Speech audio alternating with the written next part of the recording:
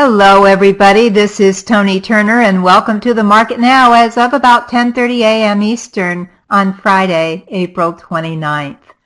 Wall Street opened lower today as traders assessed earnings and data showing that U.S. inflation barely rose in March as consumer spending remains lukewarm. First quarter earnings from S&P 500 components are expected to have fallen 6.1% from the year earlier, according to Thomson Reuters.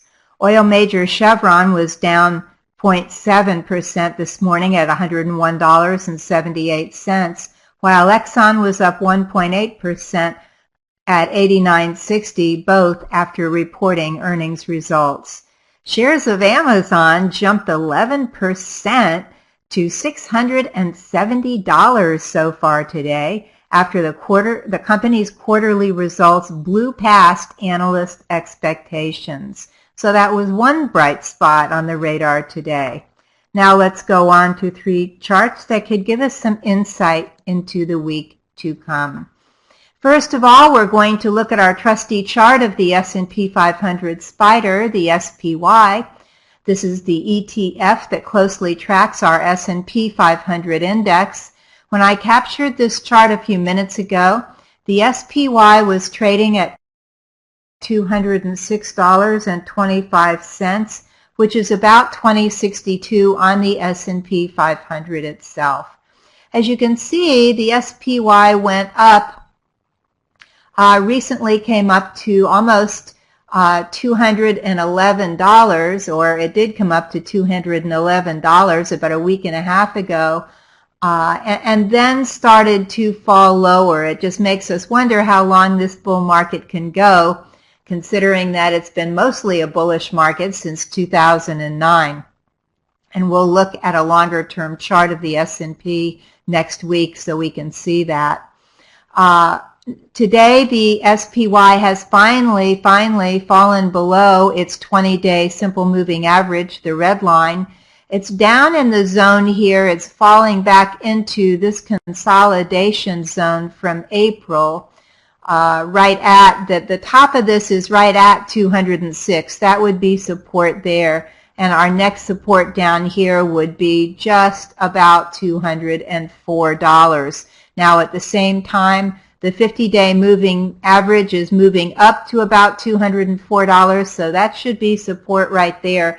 Last week I pointed out that we had a golden cross. The 50-day simple moving average, the green line on this screen, moved up and over the 200-day moving average, and that's considered to be a golden cross, and it's considered to be a real positive in technical analysis and a positive for price or index movement. We'll see now if the SPY can hang out above 204 or even above a little over 202 here, where the 200-day moving average is coming in. Again, as we're getting some slowing global growth signs almost every day. Now, we can see here that the RSI has finally decided to come down with price. That's almost a good thing. We needed a pullback here. It's healthy. We needed some selling to come in. After all, a market can't go up forever, and it certainly can't go up unless it comes down first. So if we could get a pullback here down to 204, 202, actually it would be a good thing. Then we could have the momentum to start higher. Of course, right now we're facing that leave in May and go away seasonal trend that comes in every year. We'll have to see if the low interest rates we've been enjoying for so long can hold the market up through that. Our MACD here, our moving average convergence divergence oscillator, say that fast 3 times. The MACD line, the black line, I don't know if you can see on this chart, this is plotted over the volume spikes, has fallen down below the red signal line just a tiny bit, not enough to really matter. What will matter, however, is if the MACD moves down and falls below the 0 line. So what with that kind of, if that happens, then we may see a deeper pullback in this market. But right now, really, we're just having a healthy pullback, and we'll go into next week and see if it can hold again above 204 or 202 or 2020 on the S&P itself.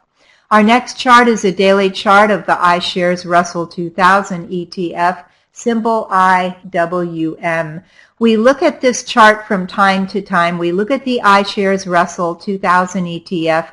Obviously, it's based on the Russell 2000 index. That's the small cap index for the U.S. stock market. And many times, as I told you before, the Russell 2000 or the IWM becomes a leading indicator for the stock market. So at these times when we're not sure really if an uptrend is going to hold or a downtrend is going to keep going down, we want to look to the Russell 2000 as it can give us a hint of which way the broader market, meaning the S&P 500, will go. The iShares Russell 2000 right now is certainly in a bullish mode. It's trading above its 20-day, its 50-day, and its 200-day moving average so far. We noted that it was overbought here on the RSI for quite some time, and it too needed to pull back. We have support here down at about 11, right down at about 112 here, 112 and change. There's support from the 20-day and the 200-day moving average. Then we can move down and see further support here on the at about $111.40 from this high, from this upswing move. Then we have more support here at $108 and say 40 cents, and that's exactly where the 50-day moving average is coming in right now. Of course, these moving averages move slightly at least every day. But we do have plenty of support here for the IWM. The RSI is coming in here as we would expect it to do. MACD is fairly neutral above the zero line. So bottom line here, if the IWM can hold above $111, if it can hold above $108, then I think that the broader term market is probably going to be okay. However, if the IWM comes and falls down below, let's call it 108 here to make it simple, and closes below that, then it will be below this price support, below the 50-day moving average, and that, of course, will lead us to become more cautious in probably just about everything we do.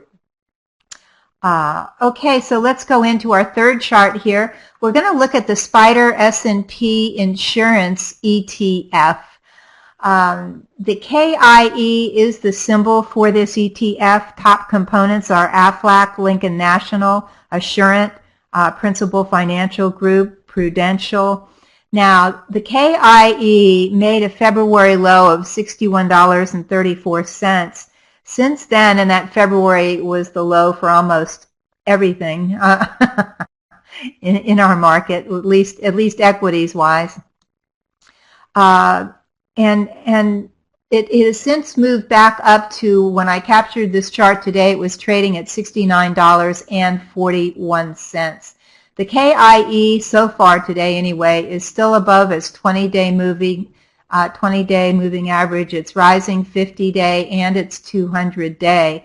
Now, if we have a market pullback here, I can imagine that the KIE could pull back to about $68.25, just above or right at this 50-day moving average.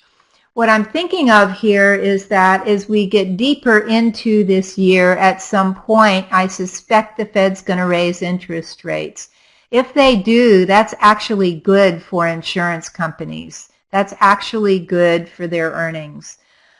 So I'm watching the KIE as a potential trading or investing idea, as long as it stays above, say, the 50-day moving average, the green line here. We can call it 68.50. Now, at worst case scenario, if it comes down to this April lows here, if it comes down to that line, that's at 67. That's price support. It would be below the 50-day moving average. at worst case scenario, if it comes down to that support and then bounces from there, again, that might be something I'm interested in. I will not be interested in the KIE at all, zero, if it moves below the $67 mark, because that is very definite price support, and below that it would be a negative. Please do not think of this as a day trading asset. It is not that. This is something you would get into more as a buy and hold, or possibly a swing trade, but it does have very low volume, so it's really not good for trading. Okay, now we'll go on to next week's economic reports. But first, please join us this coming Monday online from 4:30 to 6 p.m. Eastern for our next session of Toni's Market Club. We'll talk about which side of the market to trade, have a mini trading lesson, and I'll give you stocks and ETFs that may become ripe for high potential trades. This is a low-priced, high-value opportunity to learn more about the market, become a smarter trader, and make more money. Plus, we have fun, so please join us. For those who cannot attend our live session, no problem. The recording of our session is available to all of our members just a few minutes after the session ends. And now for the coming week's economic reports. And do remember that we still have hundreds of companies announcing their earnings in this coming week, beside economic reports, of course. Monday, for economic reports, we have the ISM index. That's a manufacturing index that reports the first of every month. Tuesday, we have auto and truck sales. Wednesday, we have the ADP employment change, the ISM services index, and of course our weekly crude inventories. On Thursday, we have jobless claims, and on Friday, we have the big jobs numbers for the month, including, we call them non-farm payrolls, and the all-important unemployment rate. Again, join us for Toni's Market Club this coming Monday. Don't miss out on this fantastic opportunity to raise your trading profits and your trading knowledge.